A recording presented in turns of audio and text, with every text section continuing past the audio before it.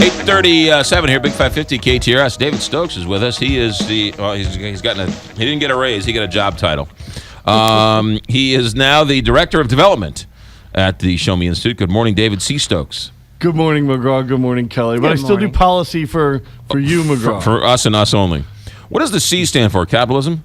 David Capitalism Stokes? That would be fantastic. I should switch about a name change to Clement, a family name. Oh, Clement. Okay. All right. Let's get to this. We got a couple of elections tomorrow. We got election day in Missouri, the whole state. In fact, local election day, school boards, fire boards, local tax increases, and the latter are what tend to get me excited every early April.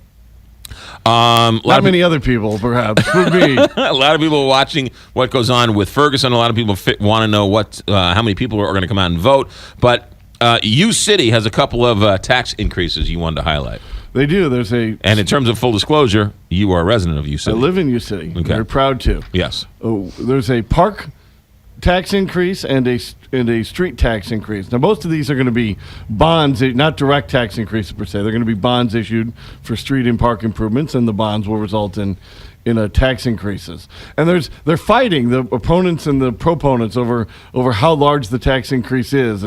Opponents are calling it a 40% tax increase because that is the size of University City's property tax. It would go up by 40%. Mm-hmm. But proponents are saying that's misleading because it's making people think that their entire tax bill is going up 40%, when in fact it's just the University City portion of the tax bill, which is only probably about 1/7 or 1/8 of the total bill. Right. So who's right? I don't know. I don't necessarily think that the proponents, University City, should be able to piggyback on the school district and the St. Louis County and everybody else to sort of make it a 3% tax increase just because they're throwing in all sorts of other taxing districts into the equation. This would be a property tax increase. Correct. Property tax increase, University City has a small portion of that. Of that university's small portion, that's going to go up 40%. Correct. So it'd be $1 or $2, and instead of be $1 a month, it'd be $1.40 a month or something. Right. Or something along those lines. Larger than that total. I wish it was that small. Well, but whatever. But some people paying $200, $300, $400 a month in property taxes. Oh, easily. So it's not 40% of 400. It's 40% of whatever the U City portion is. I think there's plenty of houses in parts of U City paying $600 or $700 a month in property taxes. Right. Yeah. It's substantial. Yeah. And so it's the problem then becomes, what do people like me who live on private streets? How should we vote on a street tax increase that will not benefit those parts at all? Well, does it benefit you even though you don't live on a public street?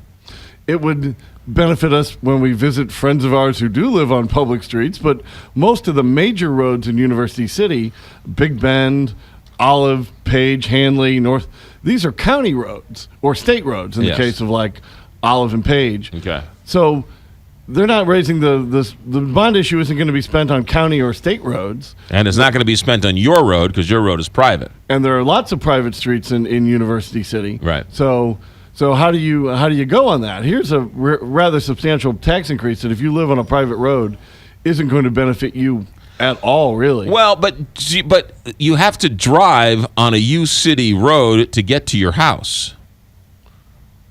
No. You don't? No. I mean, all the roads I take to drive around are either county or state roads. Right. Delmar, Hanley. Right.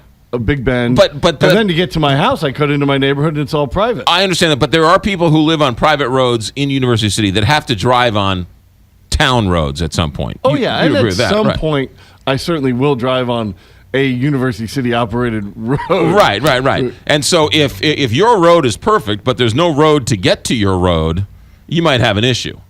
You very well might. Right. So I don't know. I mean, it's not. Yes, I understand you live on a private road, but there's some perks to having public roads around connecting to your private road. Exactly. No, we all benefit from a good road system, but if the taxes are being raised, like if the county was raising its road tax for Delmar or Big Bend or Hanley, right? That would be the compliment. But you don't want to be the person who says, no, it's not It's not for me. I'm against it every time. Right. I mean, there's certainly Sounds to me like you are conflicted with this. I'm conflicted, but I'm certainly voting. I'm not that conflicted. I'm going to pause for a moment and tie my shoe and then vote how you normally I'm think a I'm little more going to vote. conflicted on the park property tax. All right, so what's the which park doesn't- property tax? It's a smaller tax increase to invest in Heman Park and some other parks around University City. Right. I'm undecided on that right now. That doesn't have that problem. Everybody can use the parks. Right. It's only a decision of, do you think our parks are good enough for the amount we pay, or should we spend a little more to make them a little bit better? Right. Well, and then the other argument is, you know what, I don't have any kids going to public schools, so I should be against all, property tax increases that go to schools. Well, I benefit from public education, even though I don't have any children who are going to public education. Yeah, absolutely, you do. And we have I wrote a paper on this for Show Me Institute several years back, homes, taxes, and choices. Right. So, and people might want to check that out in the next 24 hours here. Right, you do benefit, and you do benefit from good roads, and you do benefit from good parks. Then becomes the question of how much is the benefit versus the cost, Right. and when you add up what the proposed tax increase is. I am, as I said, I'm conflicted on the parks one. Definitely, personally speaking, only of course voting no on the street one. It's fairly large task. It's a fairly large tax increase for me to say I'll pay for other people's roads with it. It is interesting that they are building a trolley in U City and asking people for money.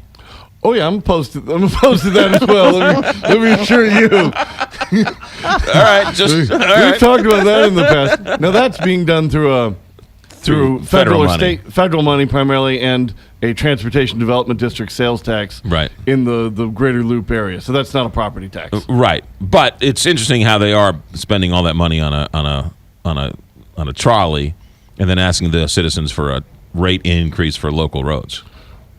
Exactly. Yeah. I want to get to this Bridgeton hotel tax before we let you go. What's going on there? Well, several years ago, the state passed a law, changed the law, making it illegal for cities to institute new hotel taxes. And we remember 3 or 4 years ago, Clayton and Richmond Heights voters overwhelmingly rejected it. And then the state said, cities in St. Louis County, the tax is only going to be regional, so no new hotel taxes. Oh. Because we have a regional hotel tax. It's what funds the Convention and Visitors Commission, the Edward Jones Dome. Right.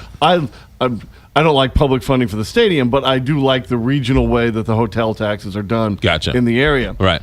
But now you have in Bridgeton, they're not passing a new hotel tax.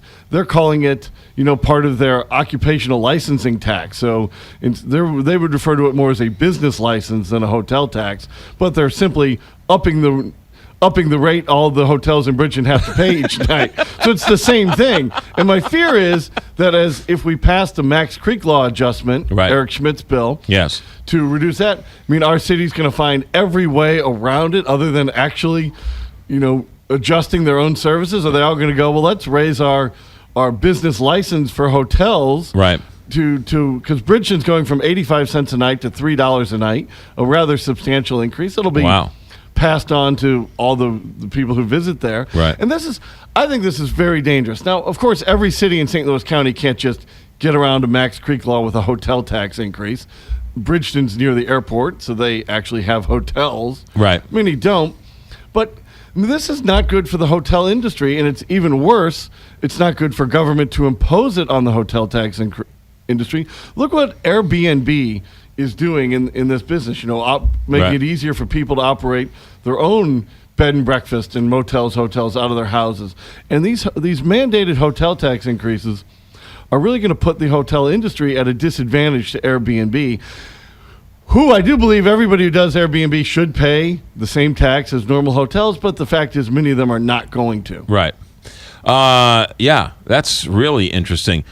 There are a lot of people I'm speaking to who reach out to me, email me, whatever, who are petrified that when they cap this Ferguson moving violation, whatever, and they cap it at 10% or whatever else, that they'll just switch it to, your grass is too high, or your door is the wrong color, or you have a truck in your parking lot. Therefore, here's a fine, there's a fine, here's a business licensing fee. Oh, you want to be a renter? Here's your renter's fee. Here's find a way to get around it some other way. Right. You want to be a landlord? Here's your landlord fee. Those are very legitimate fears. Yeah. And it's just going to take people people can stop that by just standing up in unison to their city councils and saying no. I mean, we do still have that power in America. Right, to go and vote. It should be, you can disincorporate your city, and any city that responds to the Max Creek changes through those just as terrible policy issues should be disincorporated or mandate a merge. And I do think that the state should lower the disincorporation threshold, which is currently at the very high note of 60%. I sort of like it at just 50% plus one. I understand the supermajority requirement, so at least just go to 4/7 the bond issue vote, which is 57%. If you had that, Uplands Park would no longer exist. I don't understand the 60% threshold. When in the course of human history did they say 60% is the new majority? Isn't it 50%, 50 plus one? Generally, in a democracy, it's 50% plus one. Right. We do have certain things that, like many bond issues, especially when they hold bond issues on little used election dates, right, that they do require a higher percentage. And at a minimum, that disincorporation should go to the 57% bond issue level instead of 60. Right. That's a little easier to get to, and that will encourage people, if their cities say, all right, we're going to fund our city officials through grass citations. All right, bang, get together and disincorporate your city, and it should be easier to do so. David Stokes, the development director at the Show Me Institute, also the policy analyst. Boy, you got two titles now. That is sweet over there. When can we read you? When can we see you? We have a lot of information up on these questions of property tax increases and fee increases and Max Creek law and everything at showmeinstitute.org. People can follow me on Twitter at David C. Stokes, and I'll have to. I might put the C is for capitalism up on the Twitter homepage here soon, McGraw. David Stokes, have yourself a good week. Thanks, McGraw. Thanks, Kelly. Have a good one.